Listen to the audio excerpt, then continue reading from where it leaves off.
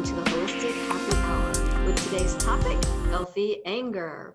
We have 6 5-minute segments for you with a special guest, Mike Speakman, who is a substance abuse counselor and an anger education specialist. But first up, we have Kimberly. Hi, everyone. Thank you so much for having me and for joining. Kimberly Marsh, astrologer, life and business coach. And today we are talking about Mars energy.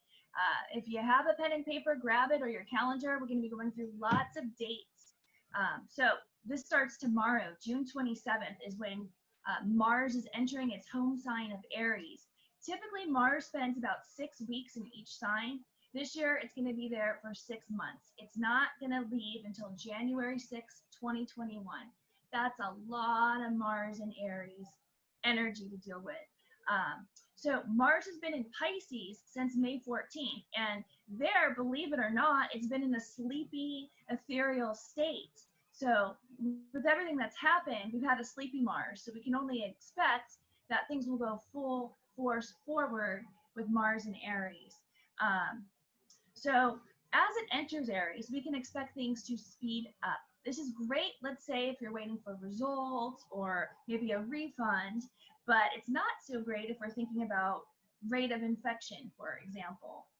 So Mars is the ruler of Aries. They are the same energy. When they come together, that energy is amplified.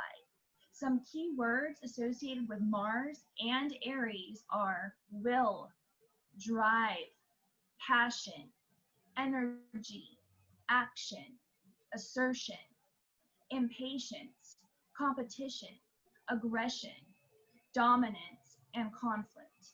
Mars is our warrior planet and gives us energy to fight for what we want. Now, Mars transiting Aries and even Mars going retrograde in Aries are not really that much cause for concern. The real issues arise when Mars in Aries begins to have tense conversations with Jupiter, Saturn, and Pluto. Now, we had a taste of this earlier this year when these planets were conjunct. We're going to be experiencing similar energies via the squares, but with a little more tension.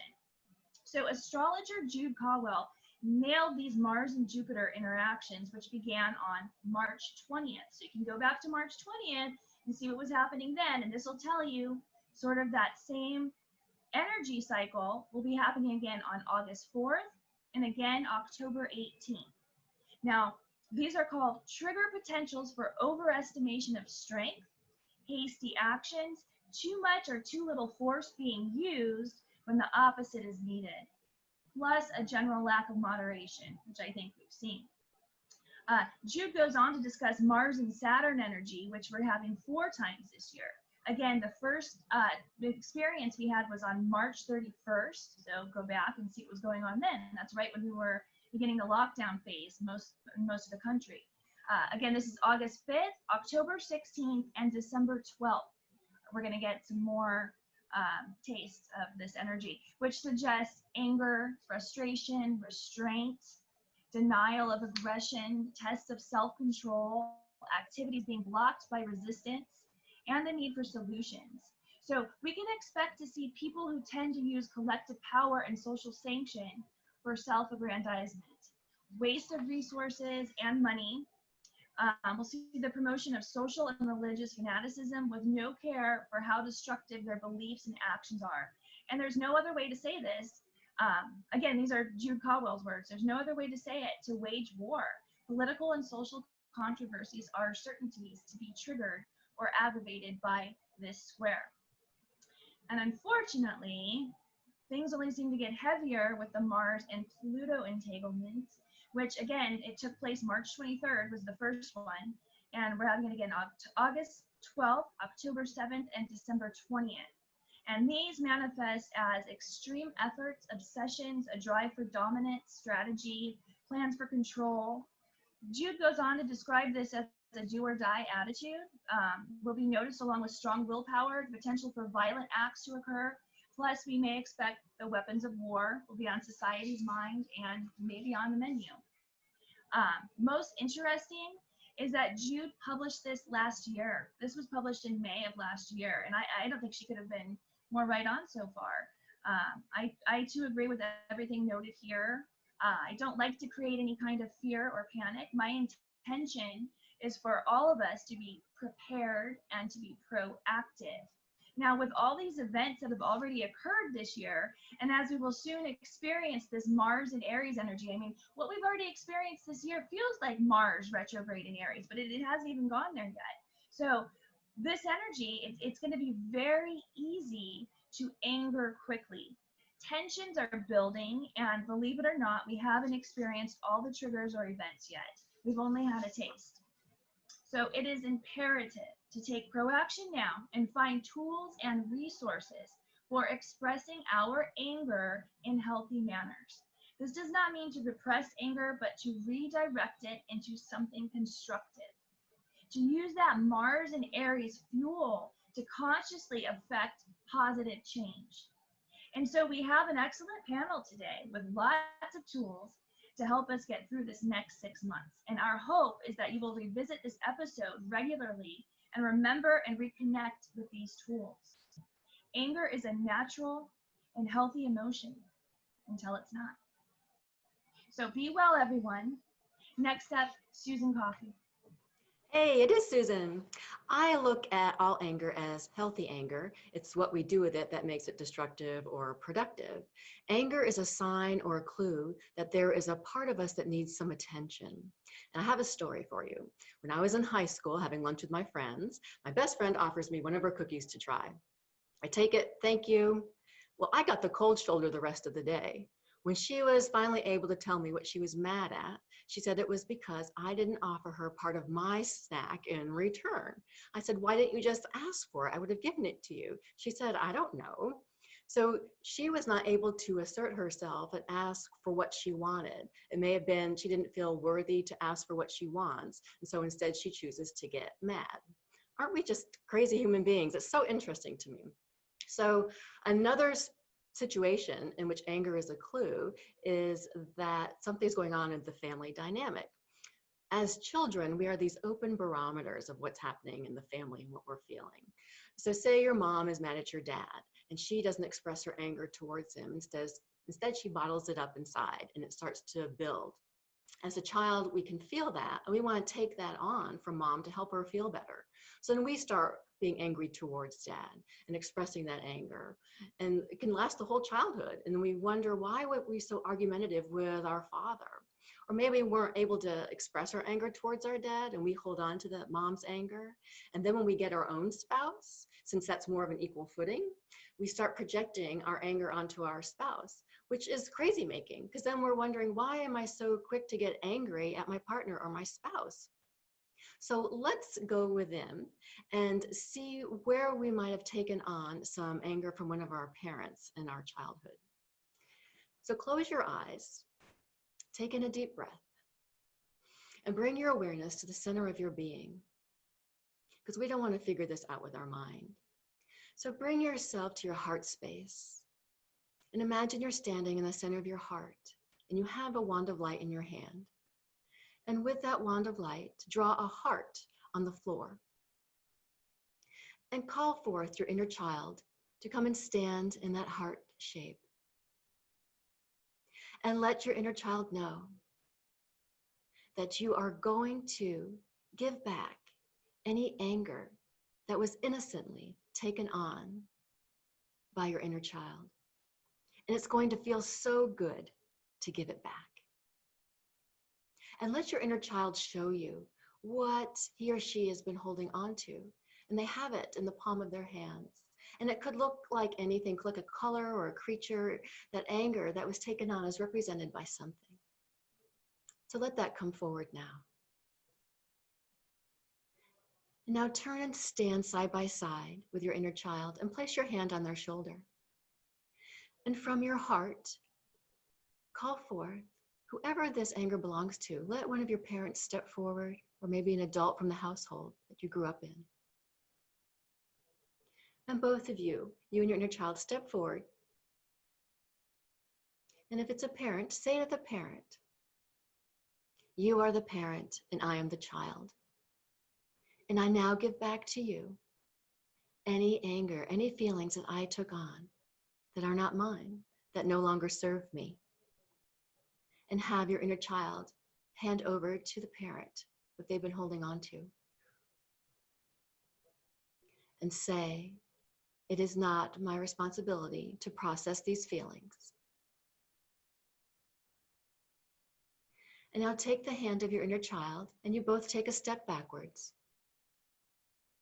And if it's a parent, say to the parent, thank you for my life.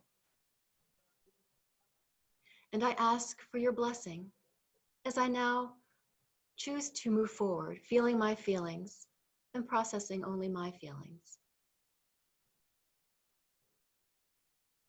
And now you and your inner child turn around and you both take a step forward and feel free and clear to feel and know the truth of who you are. And now open your eyes. And by the way, what my friend wanted to try was some of my devil dog that I have. So word to the wise, if you're going to bring chocolate out in public, people are going to want to assert themselves over your chocolate, so be prepared to share. Now, next up, we have Paula. Hi, I'm Paula Shah. I am the author of Saying the Right Thing When You Don't Know What to Say and Grief, When Will This Pain Ever End? And as many of us are well aware, when we are grieving or when we are uncomfortable, a lot of times anger is present.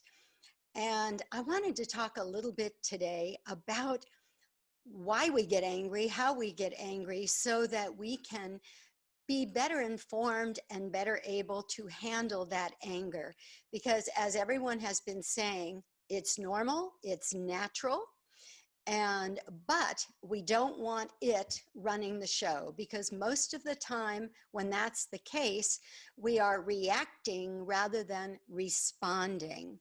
And what we want to try to do is respond, because there's usually thought and actual desire to respond in a certain way because that thought has taken place. So what happens as we are walking through life is we've got this part of our limbic system in the back of the brain called the amygdala. And the amygdala is kind of like a scanning device, always looking around and going, am I safe? Am I safe? Am I safe? It's a kind of smoke detector. And when it thinks it's detected smoke, what is it going to do? It's going to react. It's going to go into operation big time. And unfortunately, for the amygdala to fire up, the frontal cortex, which is the thinking, linear, problem-solving part of the brain, that part of the brain goes offline because the blood has been shunted from here to the back of the brain to now prepare us for fight, flight, or freeze. And so when we are in a situation where fight, flight, or freeze are appropriate, thinking about, ooh, what's the best way to handle this, or trying to find a good solution is not really what's going to serve us best. What's going to serve us best is to be strong enough to fight, or to be fast enough to flee, or to freeze and pray we're not noticed. And that's how humans are designed. So you can see, you know, when we start looking at some of the video we've all seen of police brutality and people looting and all these things happening, there's a lot of hypervigilant amygdalas walking around these days. And when that amygdala senses danger, even if there's not real danger, even if somebody cuts you off on the freeway, if the amygdala registers danger, it's going into operation, it's going to fire up, and there are only 3 directions to go: fight, flight, or freeze. So we need to find ways to calm that amygdala so that the frontal cortex, the thinking brain, comes back online, and now we can find a positive, productive solution. And so there are many ways to do that. Sometimes just stepping back, taking a breath, removing ourselves from the situation.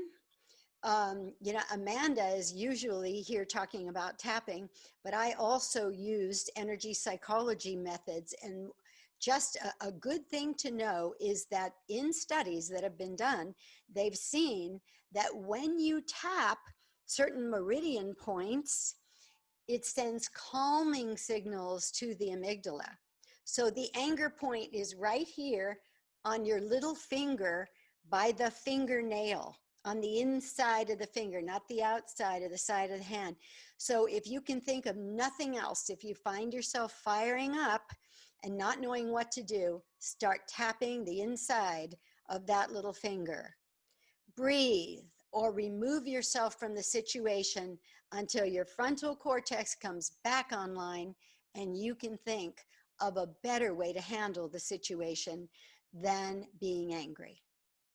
All right, hope that helps. And next up, Carrie. Hello, my name's Carrie Berkey.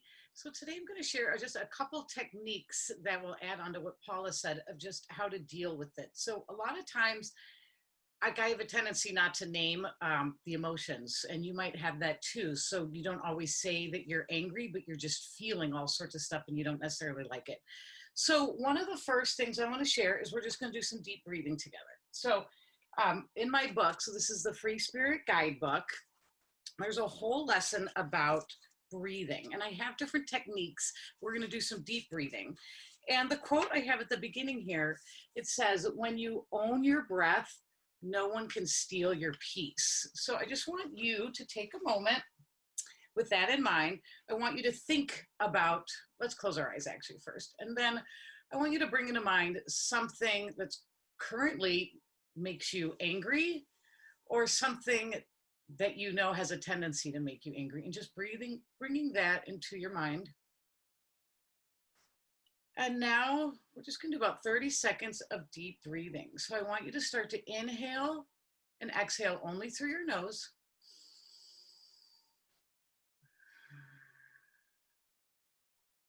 So what you want to do is feel like each inhale becomes a little deeper than the one before. Each exhale becomes a little longer than the one before. Feel like on your inhales that your rib cage and your low belly start to expand. And then you want to feel those areas draw back in as you exhale.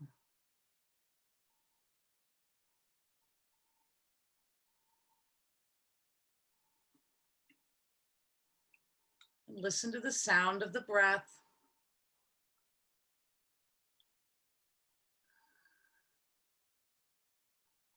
Okay, so keeping your eyes closed now, I want you to bring your awareness back to the thing that makes you angry. Just notice how you feel. Now, I don't necessarily ever want the anger to go away, because like we're talking about healthy anger, you need to know why you're angry sometimes, and you need to see if some change can happen. But a lot of time it's this more relaxed state that will have you open up to that. So that's one, is deep breathing. And if you're still feeling like you have a lot of anger and you don't know what to do with it and you want something to do, I like to use this smoky quartz. So if you have it, you can use it. You can imagine it too, if you have another stone you want to use too. But in my book, there's a section on crystals, and I give you little rituals to do. So the one with this says to hold it in your hand and allow it to absorb and transmute any of the negativity you are carrying. So for negativity here, we could say anger. So this would be kind of a visualization in your mind's eye that you would hold this in your hand. For some reason, I feel like the right hand, and you would just do that too, whatever feels right. And you would just imagine that anger coming out of your body and into this stone. You might be squeezing it really tight. And it's that intention to kind of move that anger, move it out. And then a nice thing to do after that would be to put that stone in the sunlight and feel like the sunlight's going to burn it away. And what's that going to do is create a little openness in your life, in your energy field, for you to see a way to go forward that's going to be positive and impactful. And then the last thing I want to share when you are really feeling stuck and you don't know what to do is another lesson in here, and it's called working with your runners. I feel like this is easier to do after you've done the other ones, when you feel a little bit more open. And so I just have a little picture of runners here. But so runners is energetically, after you've done this, is to be like, can you, and this would be universe, runners, angels, guides, God, spirit, the best way out of this? Can you guide me to making a positive impact with this anger? And then stepping into a place of kind of openness and seeing the next step show up. Because sometimes when you're feeling really angry, you can't see the next step. So tap in to the energy of the universe. And next up, we have our special guest, Mike Speakman. I'm going to talk a little bit about what anger really is, benefits of it, problems with it, and some solutions. I wrote a book years ago, and this is the title of the book, Healthy Expressions of Anger. Anger is energy. Well, what makes it come up? We've got a lot of different opinions on it, but the best answer that I like is it comes up when we're being treated unfairly. So the positive benefit of anger is to first let you know, hey, something's going on here. Either you or someone you care about is being treated unfairly. You can feel anger for other people as well as ourselves. So that's sort of the first positive about anger, is it gives me this signal. Second thing is it gives me energy to correct the situation that is causing my anger in the first place. Let's say for some reason I don't have the tools to be able to communicate my anger out. And the saying is, you will either act out your anger or you will communicate it out. So therefore, the anger education and anger management consists of me learning how to communicate my anger out. And the other thing that happens with anger is tremendously affects conflict and conflict resolution. So the other tool is even simpler than that one. If I'm getting into conflict with somebody else over a difference of opinion, then I need to remember and remind myself the difference of opinion does not cause the conflict any more than chickens cause omelets. Yes, they're part of the process. What causes conflict is not because we have a different opinion. It's when one of us is trying to change the other person's opinion. So therefore, if we get into that kind of a situation and it has to do with opinion, if I say, let's agree to disagree, say that in more than one way, there's no more conflict. Then I would have to say, well, your point of view is just as valid as mine, even though it's different. That implies that there's some personal and spiritual growth and emotional growth going on, which is in kind of short supply these days. So that's the major thing I wanted to get across, that all of us could benefit from anger education, because it is, by a lot of studies, the most common of all of our emotions. Also the one that most preferred of our negative emotions. The person has a choice between anger versus fear versus sadness, guilt. We will take anger. So it's the most common, the most desirable, and the least understood all at the same time. So it's kind of a perfect storm for problems in our culture. And so I want to encourage you, practice this communication with yourself, self-reflective statement, and also with other people, and see what that does to potential conflict that you may or may not be having in with them. So with that, and I just want to encourage all of you, continue to practice peace as you practice communicating your anger out. You don't have to you don't have to act it out, then you will have more peace. So with that, introduce Deep. Thank you. Thank you, Mike. Namaste, everyone. We welcome you today. So when we talk about anger and emotions, like everyone is in a constant state of variation. We have so many different emotional states, and we are constantly under the influence of one or the other state. If we didn't experience emotion, or if we understood or had questions to answers to all our questions, then we would be Buddha. Buddha is not just one person. It's like anybody who achieves the state of full awareness, full answers to your own questions, then you are not influenced by the constant fluctuations of emotions. And that's what Buddha is. But since we are not there yet, all the different emotions are a part of being human. So this anger, the emotion anger, it could be a source of great destruction, or it could be a wonderful platform for changes. So everything has two sides of a coin, and it's important to understand it. So when we understand it is important also to understand the source of anger. Following the chakra system, anger could come from any of these. First one, it's the lack of security. It could be driven by extreme passion, a moment caused by a lack of self-trust and self-shame, grief, loss, hatred, lack of transparency and truth, the lack of clearer vision, and constant attachment and not being able to let go. So those are attachments within each of the 7 different chakras. So we might blame someone else for the source of anger, but it's important to take a moment to observe how and where and what triggers it. So it is a natural thing. We internalize most of these things, and if a certain situation keeps arising again and again, then it might not be the situation that's causing it. It might be something that's buried underneath that needs to be understood and expressed. So let's go for a short meditation and experience anger so that we can come up with a solution for that one as well. So please begin to close your eyes, and again, through your breath, like Carrie said, owning your breath, finding that peace. Take this moment to just be quiet and find yourself at this moment. So now, as you begin to observe, take yourself to the moment that you last experienced your last episode of anger.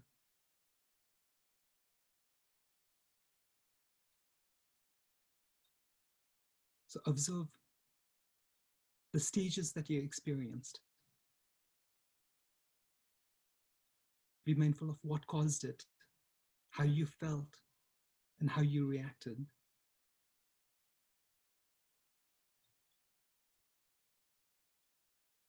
Just seeing it from the outside and experiencing what you did. So now that was the past.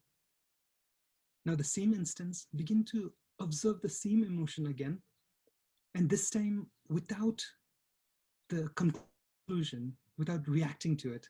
Take a step back and see what you could have done and how you could have addressed the situation better.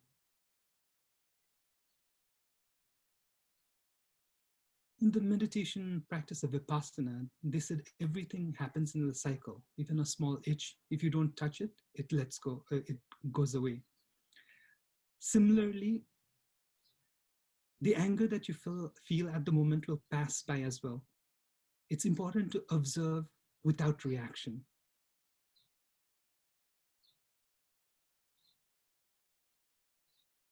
When you understand the source of the problem, the anger, you're one step closer towards the solution, how you could react and let go of it or not react.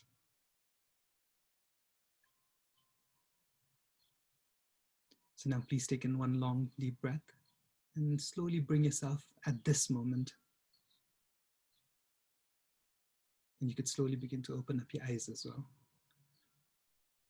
So like we always say, it's like nothing, it's white or black. There's always a gray area.